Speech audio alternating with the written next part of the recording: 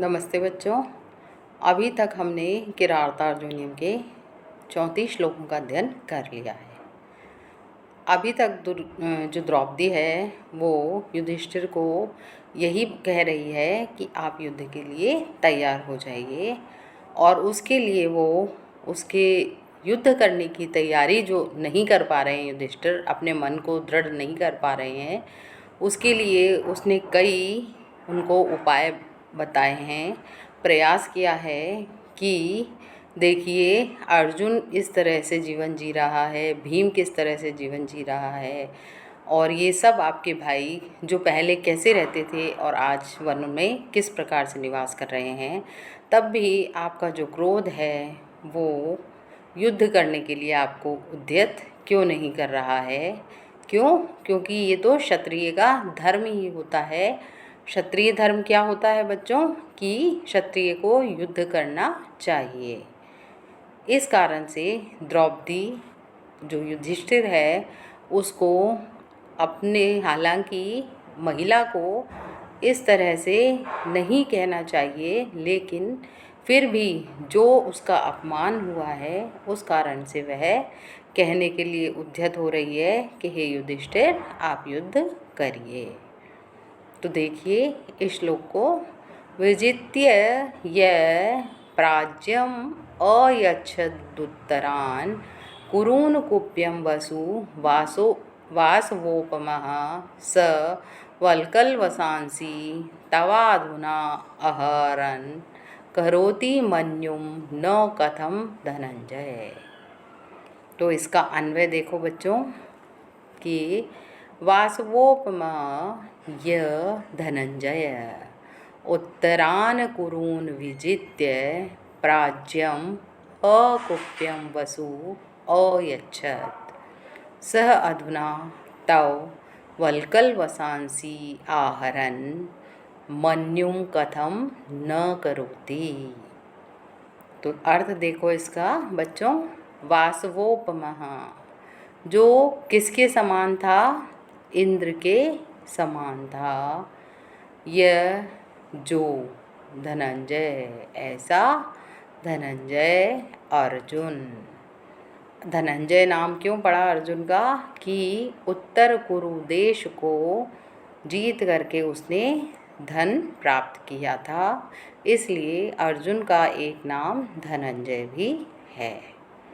तो इंद्र के समान जो अर्जुन उत्तरान कुरून् विजित्य है, उत्तरवर्ती कुरु प्रदेश को विजित्य जीत करके प्राज्यम अकुप्यम वसु अयच्छत्, जो क्या करता था? प्राज्यम बहुत अधिक मात्रा में, अकुप्यम स्वर्ण और रजत से, सोने और चांदी से युक्त, वसु अयच्छत् धन को आपको प्रदान करता था।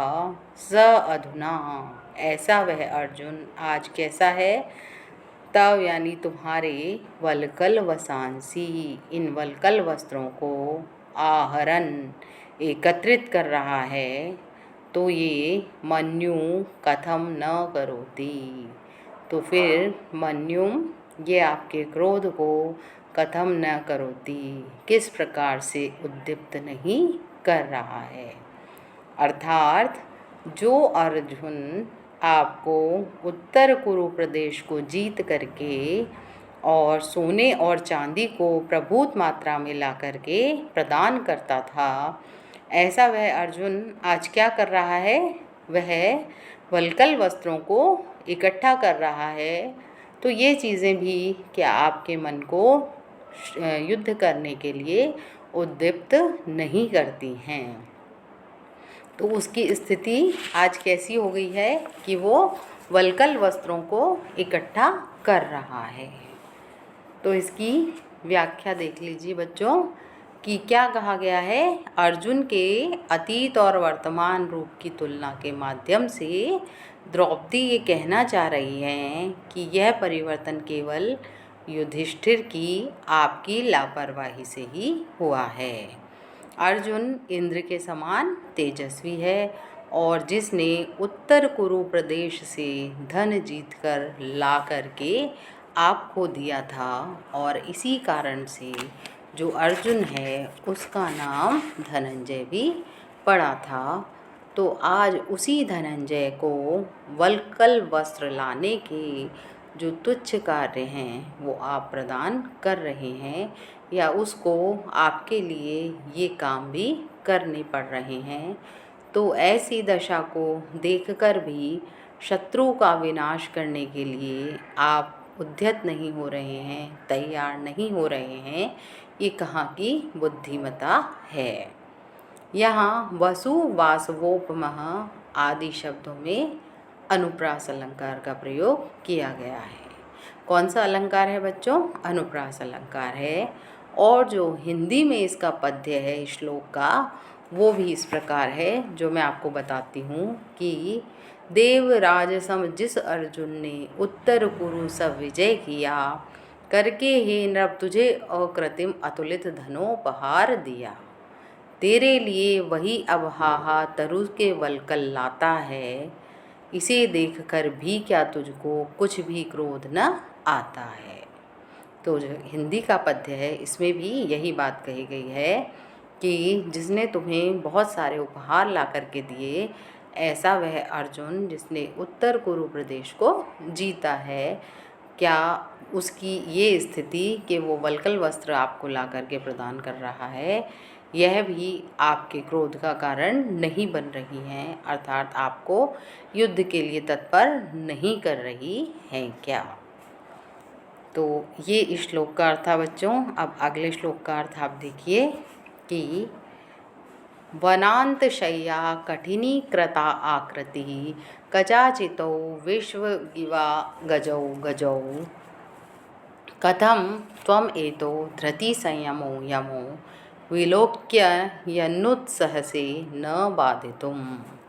तो वो क्या कह रहा है, अब द्रौपदी क्या कहना चाह रही है कि पहले उसने अर्जुन की स्थिति बताई कि वो किस प्रकार से था और अब उसका क्या हाल हो गया है, तो उसके बाद भी अब क्या आप युद्ध करने के लिए तैयार नहीं हो रहे हैं।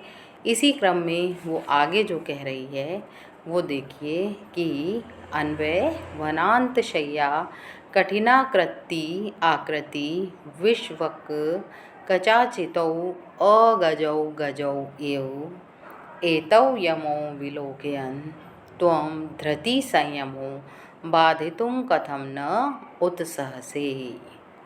तो इसका अर्थ देखो बच्चों, वनांत शय्या कठिनी कृताकृति, जो वनांत शय्या वन रूपी प्रदेश को ही शय्या के रूप में मानने लग गए थे, अर्थात ज़मीन पर ही सोने लग गए थे।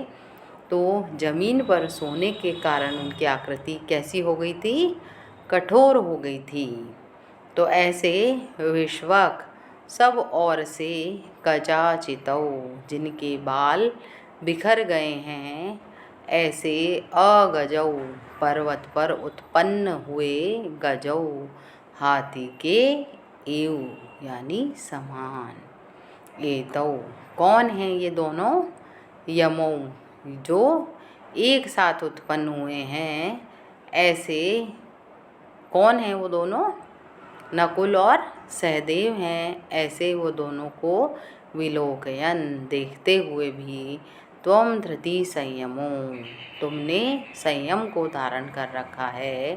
बाधितुम कथम न उत्सहसे, ये तुम्हें बाधित करने के लिए किसी प्रकार से भी न उत्सहसे, तुम उत्साहित नहीं हो रहे हो।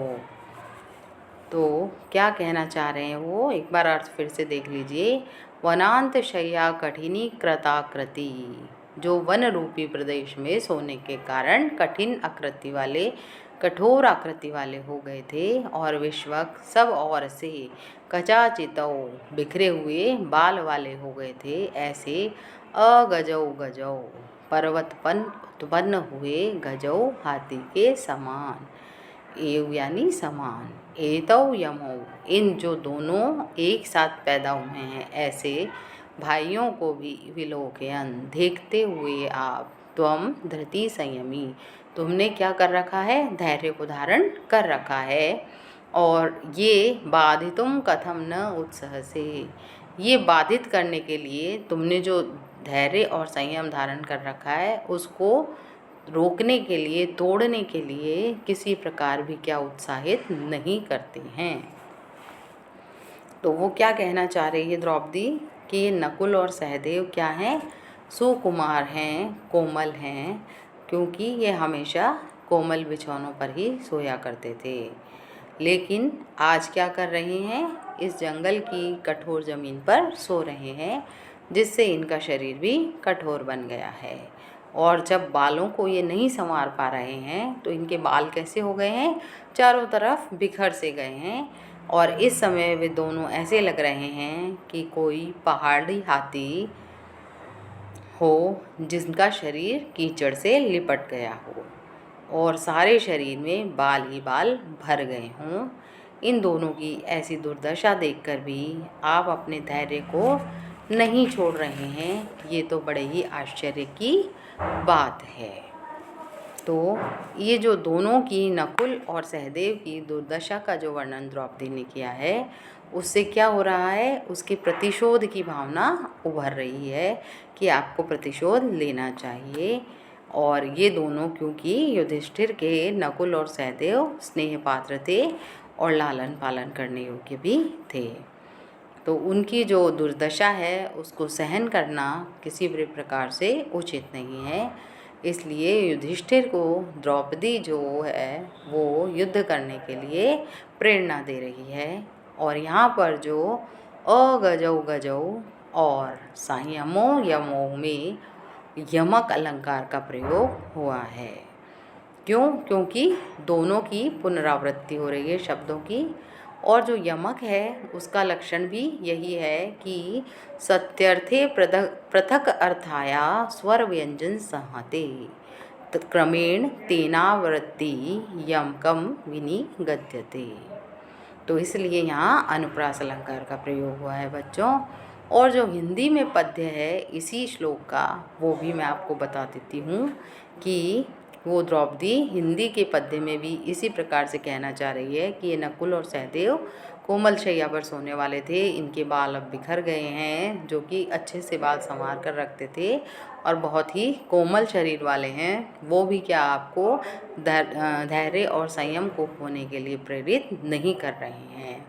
तो इसका जो हिंदी में पद्य अनुवाद है वो इस प्रकार है, यहाँ महीतल पर सोने से मृदुल गात हो गया कठोर, वन गज तुल्य देख पड़ते हैं जटा लटकती है सब और, नकुल और सहदेव युग्म की ऐसी दुर्गति देख नरेश, क्या इस पर विशेष नहीं रख सकते अपना धैर्य विशेष।